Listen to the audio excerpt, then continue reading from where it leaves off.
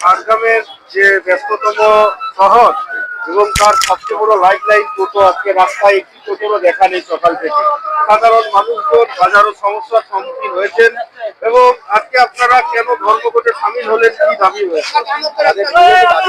আমাদের ঝাড়গ্রাম জেলায় যত টোটো আছে তার মধ্যে প্রায় 50% টোটো কিছু নির্দিষ্ট কোম্পানি আছে, যে কোম্পানিগুলি আপনার সরকারের যে লিস্টের মধ্যে নেই, যার কারণে প্রায় অনেক টোটো বাদ হয়ে যাবে। এবং এই গরিব মানুষগুলো এই মুহূর্তে একটি টোটোর দাম 1.5 থেকে 2 লাখ টাকা, সেই টোটোটা তারা কেনার মতো ক্ষমতা নেই। সেই টোটোটা কিভাবে কিনবে?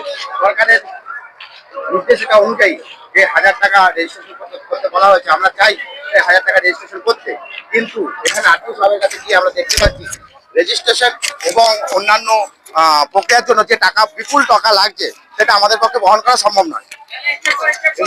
এবং যেখানে রাজ্যের মুখ্যমন্ত্রী সবসময় জঙ্গলমহল তথা ঝাড়গ্রামের পাশে থাকেন এবং রাজ্যের পরিবহন দপ্তর যেখানে 1000 টাকা এবং সব মিলিয়ে 1740-এর মধ্যে রেজিস্ট্রেশন করার কথা দিয়েছিল, এখন আপনার রেজিস্ট্রেশন যখন করতে যাচ্ছেন তখন কি কি সমস্যার সম্মুখীন হচ্ছে? সমস্যার সম্মুখীন আর্থিক অফিসে গিয়ে আমরা দেখতে পাচ্ছি, প্রথমে আমাদেরকে বলেছিল অনেক একটা অ্যামাউন্ট, তারপর লাস্ট আমাদেরকে গত সপ্তাহে যেটা কথা হয়েছিল যে 2600-2700 টাকার মতো, এবং লার্নার করার জন্য বা লাইসেন্স করার জন্য যে টাকাটা বলা হচ্ছে, সেটাও এখন যেহেতু টোটো চালকরা একটা নিয়ম চালু করেছে সরকার থেকে, সেই সুযোগের সদ্ব্যবহার করে কিছু অসাধু ব্যক্তিরা রেজিস্ট্রেশন করা, লাইসেন্স করার নাম করে বিপুল টাকা চেয়ে বসছে, যেটা টোটো চালকদের পক্ষে দেওয়া সম্ভব নয়।